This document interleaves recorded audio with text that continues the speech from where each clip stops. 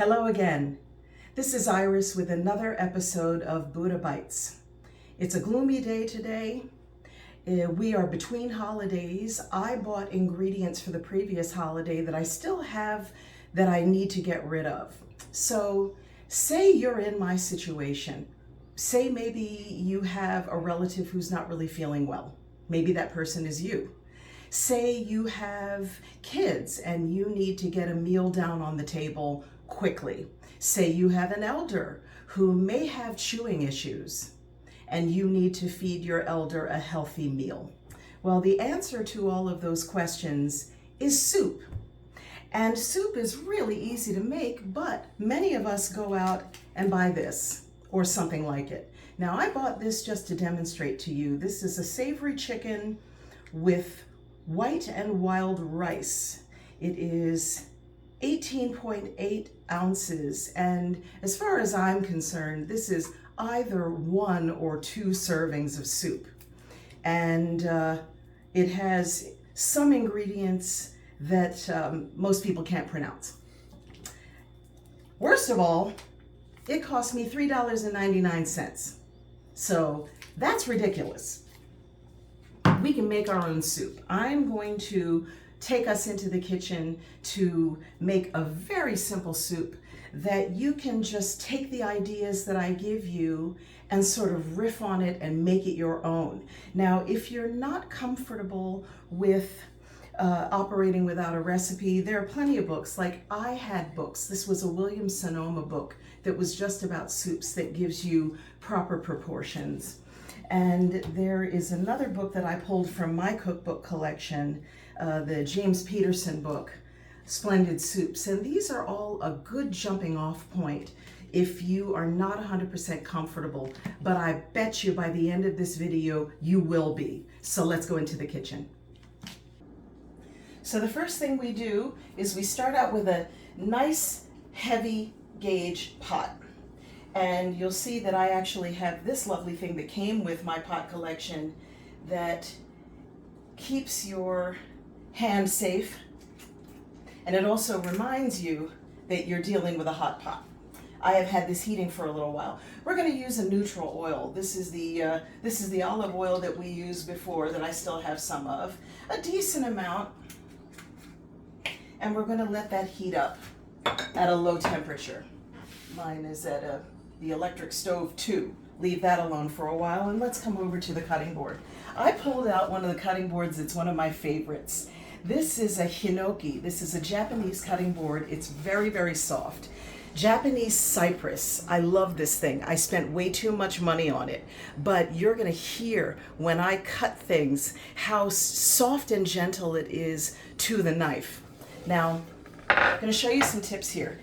I am working on a granite surface, and so this might slide around. The trick to make sure that it does not slide around, which is potentially dangerous, is to take a kitchen cloth and dampen it a little bit. Place it under the cutting board, and it doesn't need to be super wet.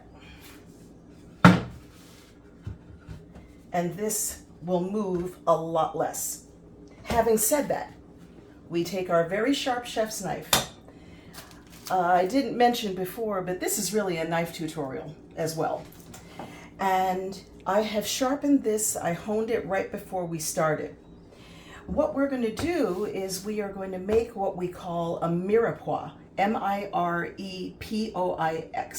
That is a French word for the aromatics that are the base of our soup. It starts out with onion and celery, which is in here. I'll tell you about that in a moment, and carrot. And then we go from there. Now, even though this board actually has its own very light scent, and when you wash it, the nature of Japanese cypress is it takes a lot of the scent away. I still, because I love this thing, use an extra cutting surface when I'm cutting something that's really aromatic, shall we say. So we're going to start out with an onion. We're going to just do one onion. And the proper way to dice an onion is to go straight from the root end to the tip end. Cut it in half. Then we cut off the tops. We leave the root end intact. We peel off the first layer or so of onion. This is, some of this cutting is where the work really is, but it's very important to be comfortable with this because you might find yourself using a mirepoix or aromatics for many of your savory dishes. So you want to learn how to do this. Don't worry about taking off this much onion.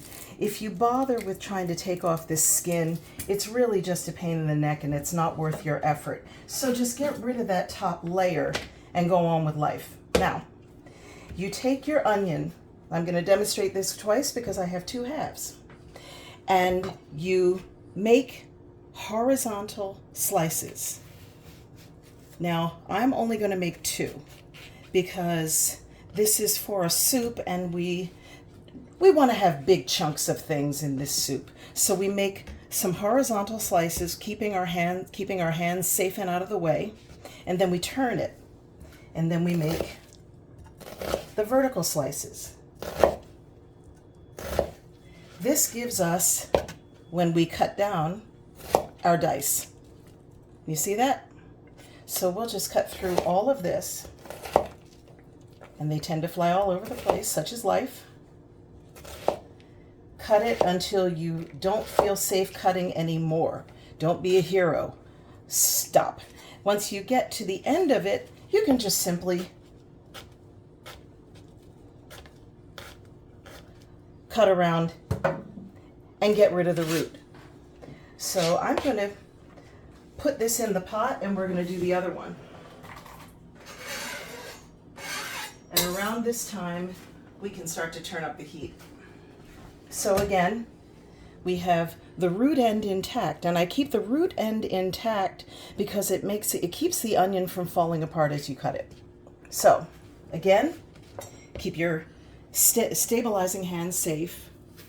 You just slice not all the way to the end, once, maybe twice. Now, if you were to make a bolognese sauce, and then we do our vertical cuts, you would want a finer cut, but for this soup, a nice, hearty, rustic cut is perfectly fine. And you want to run this down. You're still keeping the claw with your stabilizing hand. And then you get to the root, and you just cut around the root. There's very little waste. Here's all that's been left behind. It can go bye-bye. And this goes into the pot. I tend to start with onion because onion is the base flavor for this soup. It is really the thing that gives almost the most flavor. Now, we have celery and carrot that are coming up, but I also like to use mushrooms. Mushrooms by themselves don't really have a lot of flavor. If I were to eat this raw, well, let's just say I would not eat this raw. Because by itself, it really doesn't have much flavor. Raw, practically none. But when you add it to other aromatics, it gives a quality called umami, which is a Japanese word. Umami, U-M-A-M-I, umami. It's relatively recently been used in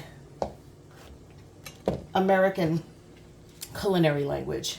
And I like to get mushroom in with onion as soon as possible. Now, some people actually throw away the root end. That's wasteful. Now, our dad was not into food waste. I'm going to show you. So I'm going to tell you a story while I cut this. It's basically the same process as with the onion. And this is a dry mushroom, so it's not so slippery. But my dad hated waste. And when we sat at the table, if it looked like we were wasting something, he would call us something. He would call us the garbage man's best friend. You did not want to be called the garbage man's best friend by Dad. But when I think about food waste, I feel my dad tapping me on the shoulder. So that was the way that you dice your mushroom. And you'll see, ultimately what we want is for all of our vegetables to be roughly about the same size.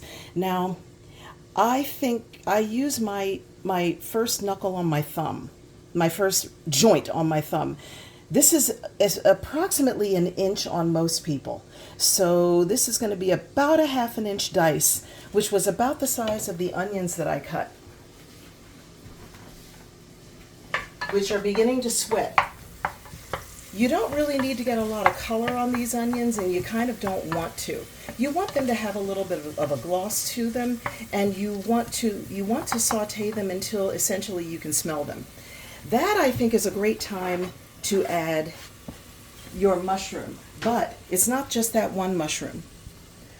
I cut up an entire container like this that you get in the store of mushrooms.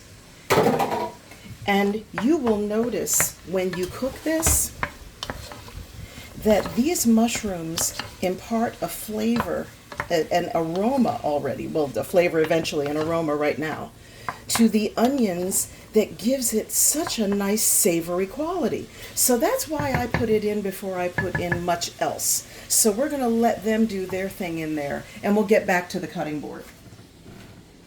You want to then get in the rest of your mirepoix. And this carrot, okay, this carrot has seen better days. It's fine. In fact, it's a little bit easier for us to deal with because it's a tiny little bit softer. Nothing wrong with this carrot. Now, some people go at a carrot like this, and then turn it around and go like this, and this. Well, Jacques Pepin, one of my TV culinary mentors, has another idea of how to save time and effort. You can use whatever peeler you feel comfortable with. I like this one. And just hold it where your hands are past the business part of the peeler. And just do one pass. One pass. Say you're not comfortable with this. Say you're more comfortable with the purple one. That's perfectly fine. One single pass for your carrot. Actually, I'm more comfortable with this. I feel like it gives me better control. You see how much faster I do it with this particular peeler. It's a total personal preference. Now, I left the root on for the peeling process, but I'm going to take it off. And you see that I don't bear down too much on my knife. There are certain root vegetables, or like butternut squash, where you do have to bear down a little bit, but mostly I let my knife do the work. Just run the length of your knife and let that do the work for you. Now, as I said before, you want to get yourself a flat surface as soon as possible. So I have a nice broad flat base with this carrot. You're lucky if you can get the big carrots. If you can't, there are workarounds for that. But I am going to cut strips of this carrot. Now it's getting to the danger point. I'm going to turn it around and just get one more slice out of this, and then I'll stop. We'll move this aside for a moment, and I'll show you how to do the dice with these. Stack them to the point where you are comfortable. Don't stack them any higher than you're comfortable. 2 is a good way to start. Then you take those planks, you slice them into strips. And then you turn the strips around and you slice them into your large dice. So again, you have a dice that is again about a 1/2 inch. So we will finish with these. Again, this is sort of the round end, so I'm going to secure these before I cut. But once you get that rhythm down and you feel comfortable and you're not in any danger of hurting yourself, this can go rather quickly. Now, all vegetables are a different shape, and so you sort of have to figure out your workaround. Now, this is not really going to let me do that slice that I did with the larger piece, so we will secure it on either end, and that's our flat surface. We don't need to cut it 3 times because it is the narrower part of the carrot, so we'll only do it twice.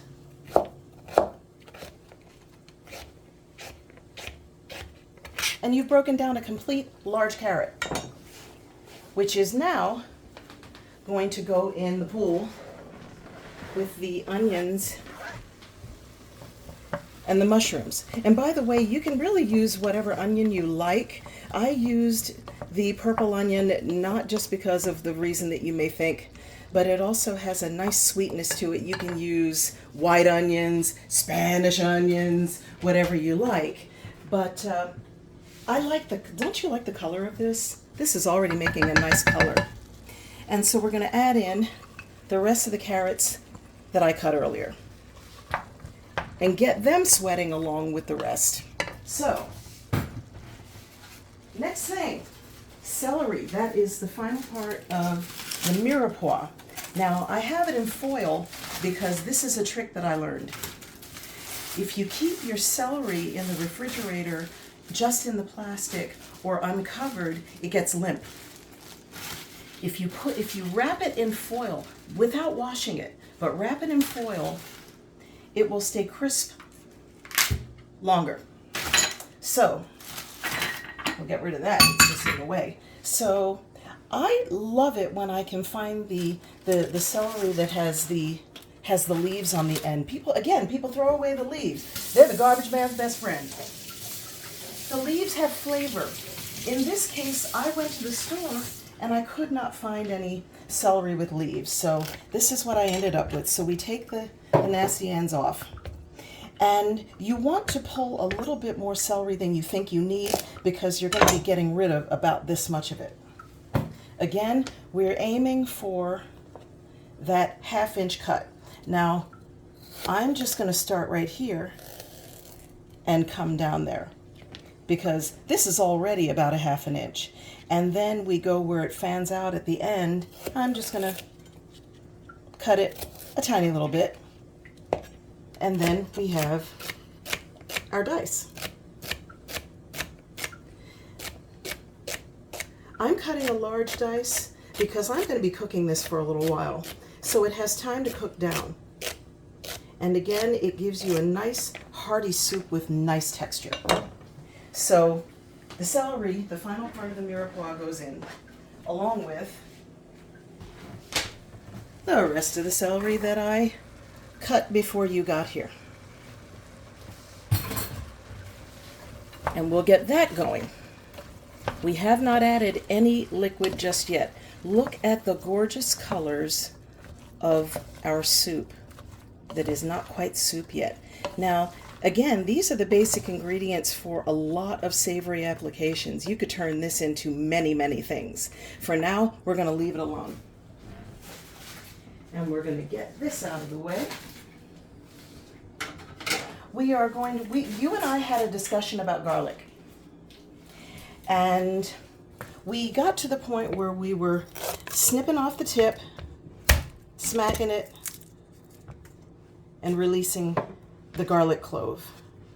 So we'll do that one more time just to demonstrate again. Interesting how all this time I have not laid a single vegetable on my hinoki cutting board. That's okay. I love this thing. I wanted to show it off to you anyway. So from here you have your full your complete cloves of garlic, and we will just snip them down. Again, don't be a hero. Get them to where you are comfortable stopping, and then we will just work on mincing them down, because you don't want, even though this is going to be cooking for a long time, nobody wants to bite into a big piece of garlic, unless you are our paternal grandfather, who we never met, but evidently he liked to eat onions and garlic like they were apples. So we've heard. So the family lore says, washing it down with a beer. So we now have a nice mince of our garlic. Now, that was only 2 cloves of garlic. We're going to be using more than 2 cloves of garlic because you know me now. But this goes in the pool with the rest of the kids. And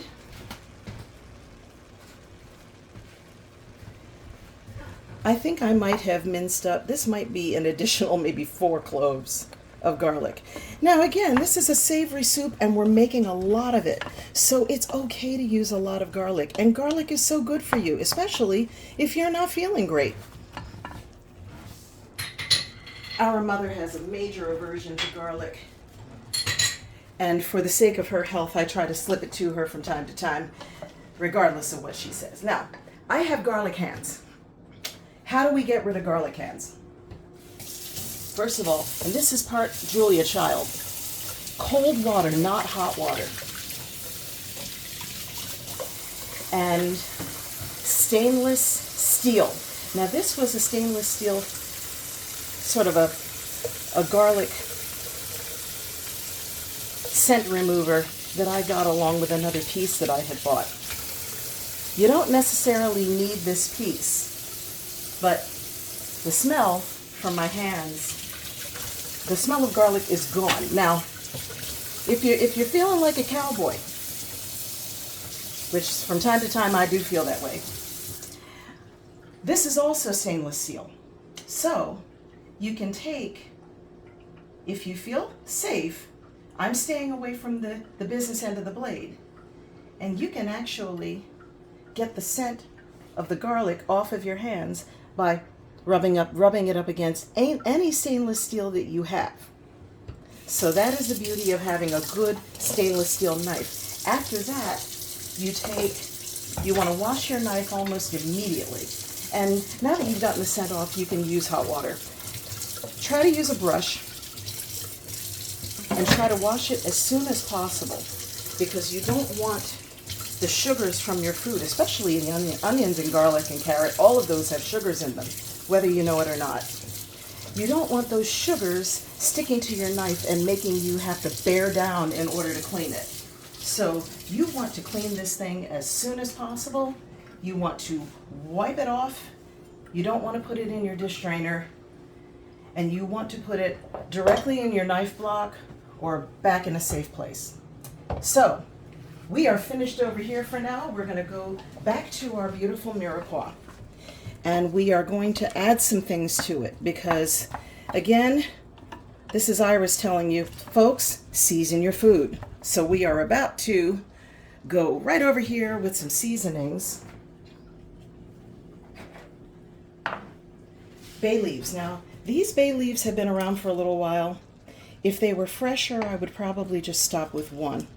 But I think I'm going to do 3 because, again, it's a lot of soup.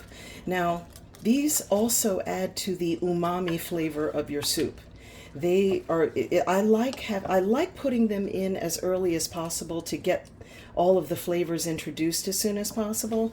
So bay leaves, great place to start, and plus they're dry, so they need to moisten up. Now be sure that by the time you serve your soup, you will take those bay leaves out. They are dangerous. They could cut you in your throat and hurt you. This is where you add a little bit of salt. Don't add a lot. Just start to season your food. A little bit of pepper. Get that going. And from here, you can start to add additional ingredients. Now, I have some chicken that was on sale at the grocery store, 2 for 1, so I froze it in individual portions, and I took it out today, like 2 little packets. Cooked it before you got here. Now this is fully cooked. What I'm trying to do is to get as much flavor into this as possible in the shortest amount of time.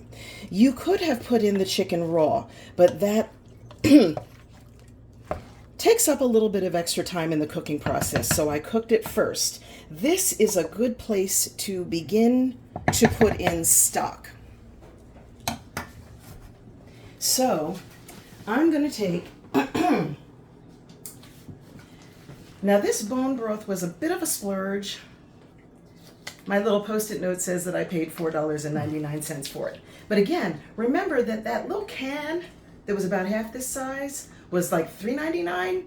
Nah, this is going to make you a whole lot more soup. So, and there are health benefits that we're just discovering that I'm going to leave to the experts to explain about bone broth. And since this is now a chicken soup, we're going to put this whole thing in here. This is 32 ounces of chicken stock. You can use vegetable stock. You can really use whatever stock you like. But I figured I would get this bone broth going. And if you find that you don't have enough liquid for all of the ingredients that you put in, you can go back in and either do more stock or, let's see, oh, it's over here. I have a couple of other options for seasoning. If you've ever seen these bases, the Better Than Bouillon is very good. This soup used to actually come as a broth, in a broth form, but now they're doing a condensed version like Better Than Bouillon. The only thing that you have to watch out for with this is the sodium content. So if you're going to do this, you'll want to add maybe just a tiny little bit. This looks to me almost like a little under a tablespoon for all of this soup. But you're not going to just stop with that. You're going to add more water. And so this is going to look a little bit less like a stew and more like a soup. Now, this was hot water out of my tea kettle.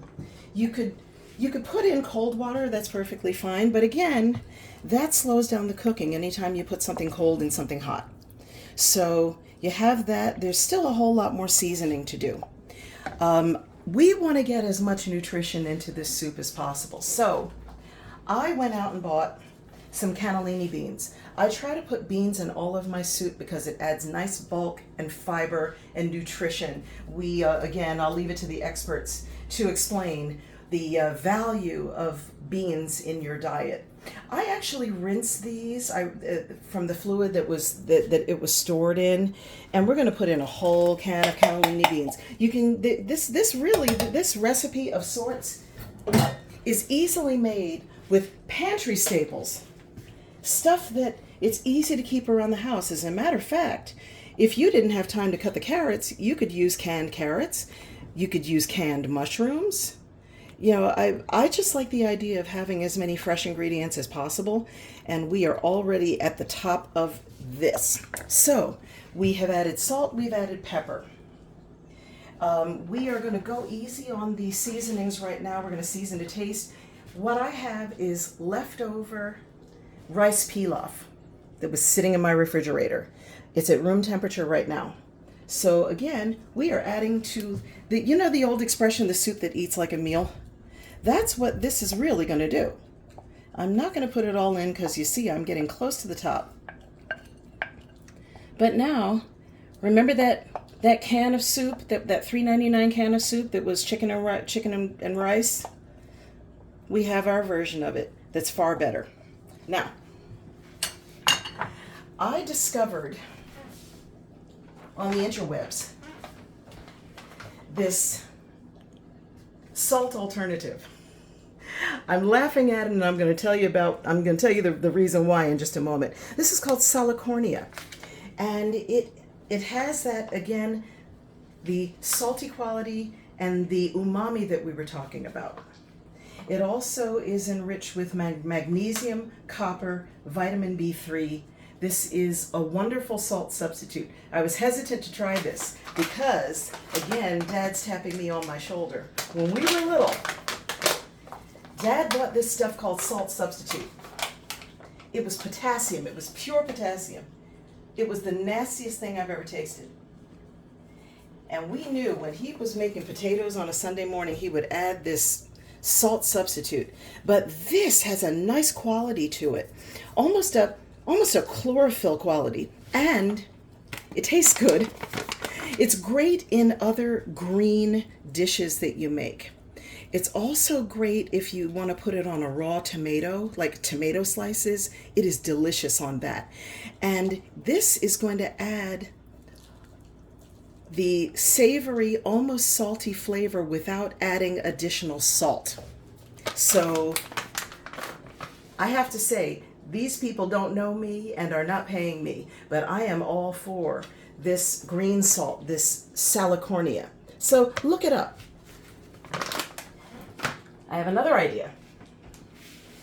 What if you want this to be a little bit creamier? Now remember the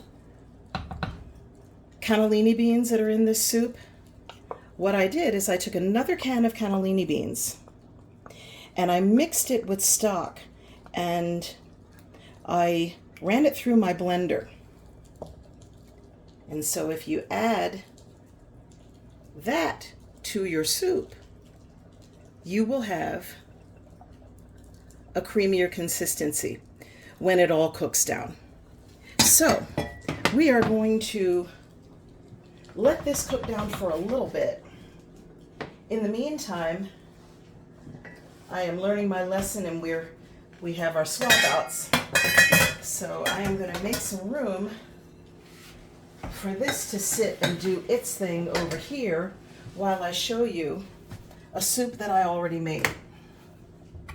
And this has been sitting on warm for a little while, so I need to put this on here to move it over. And you can add any other ingredients that you like. Seasoned salt, red pepper flakes. Look at this. You're only limited by your imagination. And you see how this has turned into a hearty soup. And even the rice has puffed up. And again, if you want to thin it out, we'll just go over here and take some of this that we just made. Take some of it, this is mostly broth.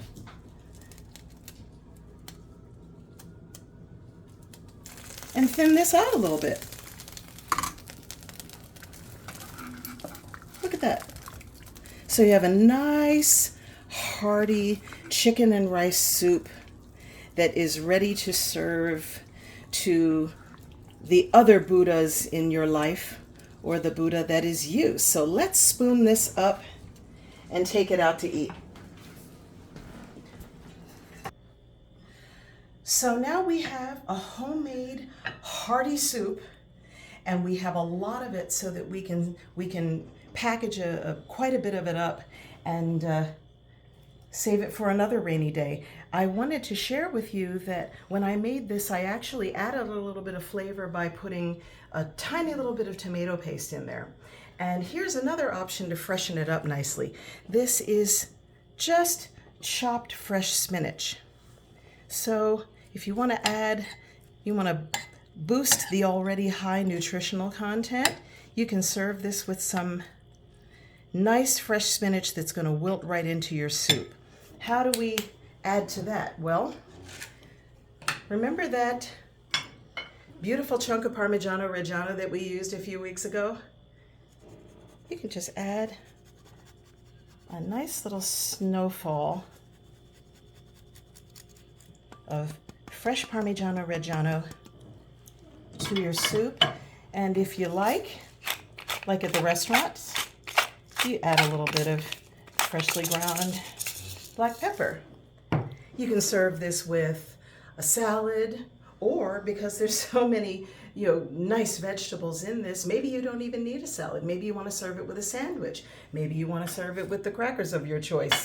I have some sort of a grown-up wheat cracker and sort of a a cheesy cracker for the kid. And for the big kid, which is me. And speaking of big kids, since we've saved so much money on our ingredients, maybe we'll want to pop for a nice beer to pair this with. So I am going to give a little taste of this.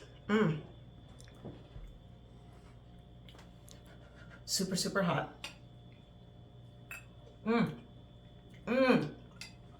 So nice and savory. This is a meal. And pair it with nice little, this is a wheat beer. Hogarden, one of the wheat beers that I really like. And you have yourself a nice comforting meal for a gloomy day. So, this is Iris from Buddha Bites. Try this at home. Like, subscribe, comment, share. Take pictures of yours. Tell me what you did to add to this. And in the meantime, enjoy. You are the Buddha. Cheers.